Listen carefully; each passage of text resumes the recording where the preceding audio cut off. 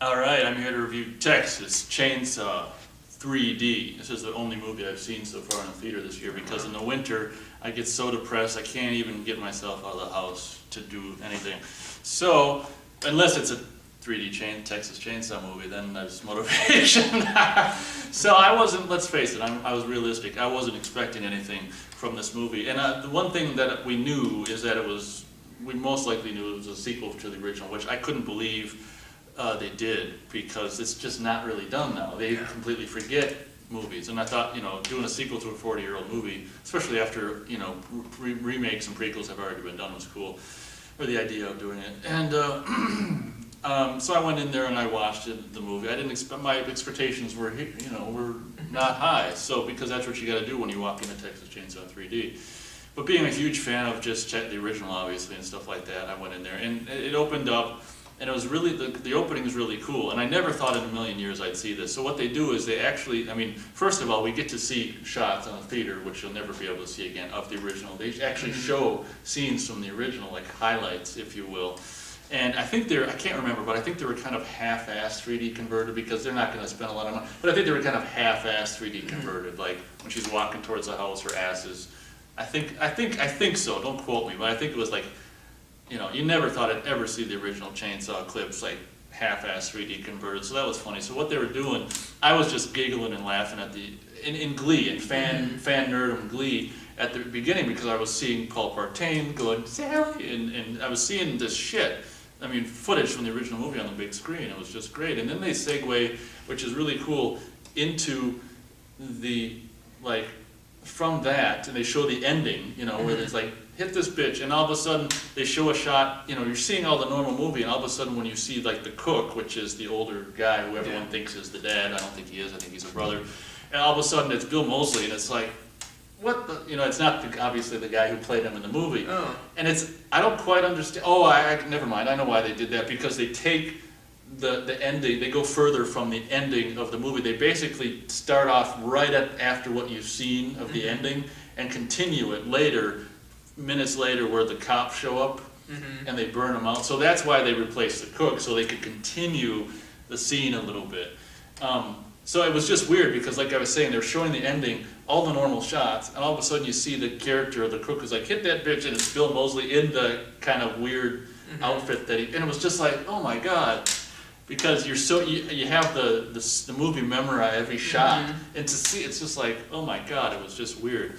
And it felt like blasphemy, replacing, I can't remember his name, unfortunately, but replacing the original guy is just like, oh my God, how dare you. But there's a reason why. And then as a fan, it was incredibly amazing to watch them continue. I never thought in a million years you'd ever see anything like this. And I was like I said, I was just giggling in the theater to myself, because they tried to recreate like the house really well. They have the swing, they have the truck out there, like everything was at the end of the first one. Then they have the cops drive up and come on out of here. The only thing that was stupid is all of a sudden now, because originally it was just Leatherface, Hitchhiker, and the old man, and Grandpa. Now there's like, when they come back, there's like all kinds of other family members in the house, which is really stupid. Thumbs down for that. Gunnar Hansen makes an appearance. He's sitting on the original Leatherface. Yeah. He's sitting on a chair. He's got a beer. He's got a gun next to the window. It's like a OK Corral. Well, I don't know what happened there, so I can't say that. But it's like a standoff thing. They're gonna burn them out. And the beginning's like that, where it goes a little past the ending of the original, and they even went so far from a nerdy fan point as to have, because I don't know if you remember the original, but they're walking to the house and you see like the cars that are all, they even recreated a little bit of that where they had the VW, and as a fan I was like, oh my God, because I knew exactly, people probably who were in there in the theater probably didn't even see it, so they don't know what the fucks we're seeing. But I was just like, oh my God, and it turns out that it's half-assed and cool at the same time, where it's like there was more family members, and this one white trash woman like leaves her baby over by the VW Beetle and all this kind of shit. So anyway, to make a long story short, cut to, and I don't know why they made this movie take place now, because this baby who was left would be like 40. now, and instead she's like a 20-year-old, whatever, who the hell ever she is, she's really hot in the movie. Oh yeah, I know who you're talking about. The Tim Burton chick, she's got, Tim Burton would just love to get with her. Well, so would I.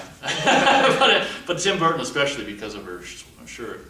And so I don't understand why they didn't have it take place in, when would it have been? 94 or 3. Yeah. Makes no sense to me, but whatever. She's a 20-year-old, looking 40-year-old. So that was just cool for me. I had to say that from a nerdy standpoint. The movie, I like certain aspects of it. I'm gonna go 2 stars. It probably doesn't even deserve it, but because I like certain aspects, the 2 chicks, like the main one and then her friend, are just like are fun to look at. That's always one of them is from Lost. The friend, I think, is the blonde. No, she has darker hair. They might have dyed her hair blonde. She's sort of Latin kind of. She's blonde. Her friend. She's from Lost. Lost. I like her. Okay, well, I like her too. So, I mean, there's really not a whole bunch to say. I like how it's cool and stupid at the same time. I like how, how in my Texas Chainsaw Next Generation review I said that movie was kind of like, it didn't feel like a studio movie, it felt like independent. This does too. It looked, I really liked how it looked because you were talking about all the movies now being green or blue or whatever. This movie was great because it's just how I like movies. It's color. It's normal. Their shirts are this color. Things are just normal, and that was really refreshing to see. Yeah. It was actually kind of weird to see it. It's in a the horror theater. movie that's normal looking. It was really weird in that way, but I loved how it actually looks. I like how Leatherface looks. He's got like this dark red shirt, and he's got this cool like leather apron or something. I like how Leatherface looks, and I like the guy who they got to play him. It embodied for me like Leatherface from the original movie. It kind of felt like that. Not that cool, but it felt cool. The movie's basically kind of just crap. It starts out kind of cool, and it kind of devolves into mostly crap. I can't really remember much because it's been 4 months. almost 4 months since I've seen it. There's a really cool thing which I saw in the trailer and was really excited about, where Leatherface chases her through like a carnival, which is actually a really cool idea that they never did before. And unfortunately, the scene is a little short. It's like he comes in. I can't remember how it ends, but it's over before it begins. And that was disappointing. But I like that idea because I like stuff like that. Wasn't this made by the guy who did Friday the 13th? Well, I think it was partly written by Adam Marcus. I thought it was going to be directed by, but it ended up no. It's not directed by him, but I think he had a part in the quote-unquote writing. Right on. Yeah. So there's set pieces that I like, and I like some of the nighttime exterior, how like they really do it cool. I think there's one scene where the black guy and the one girl from Lost see the other face in the distance, and he's in a cemetery thing, and it's really cool because it's like, hey, they don't know he's a threat even though he's got a running chainsaw. But it's cool because it's just like a far shot like you just see of Leatherface back there. It's really cool how they do the lighting where it's like back top lit so you just see every bit of the smoke. And I like how some of the nighttime exteriors look. Mostly, did I say stars? I think I said 2. Yeah. Mostly it's just disappointment, especially mid towards end. I mean, it's anticlimactic. There's this scene where like this cop is going around with a iPhone or something, so the people at the sheriff's department are watching, and it's just like, ouch, that hurt. But I got it right on the spot. Ouch. But it's what's that word? The term unremarkable. Yeah. Uninspired. Uninspired. Oh, some of the 3D in general was cool, but they really fucked up. I'm surprised they didn't do more of this. Yeah. One thing they really fucked up on. I think it was when he was cutting open the coffin. Yeah. And I couldn't believe they were this stupid. You should do a 3D shot with the chainsaw, which is preferably a little bit sideways so you can tell what it is. They were so stupid. They did a shot where it's like this. Yeah. Coming right at you, so you can't even see necessarily what is coming at you, only that something's coming at you. Yeah. I couldn't believe it. Like just, you got to do it at an angle so you know what's coming at you. Yeah. It was so, the 3D was take it or leave it, but because Matt's really bored and just to continue on, we got a lot of stuff to review, so I'll just leave it at that. I'm conflicted. I mean, I like certain aspects, but overall, was it warranted to be a sequel to the original? Like, is it? No, I think that's it started out really cool in their recreation of the thing, and I was like, oh my god, this is gonna be awesome. And then it just went, They just stopped it and like. well, yeah, I mean, the idea of having that kid, leaving a kid behind and having it basically being, she finds out that, spoiler alert, she's related to, I mean, she's related to Leatherface and shit. But having it be 40 years later is just like, it's way too long later, and Yeah. she's way too young for it to be that long later. It wasn't really warranted. But, you know, I'll take a Texas Chainsaw movie in 3D every now and then, what the hell? Right on. Is that all your questions? Pretty much, yeah.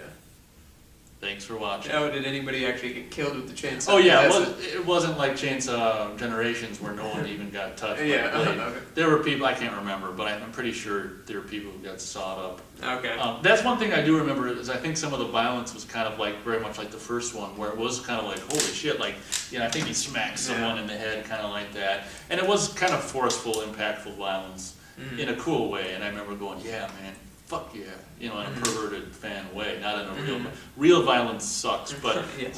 movie violence, it's cool when they do it right. So, Right on. thanks for watching. We'll see you. Don't mess with Texas. We'll see you in Texas.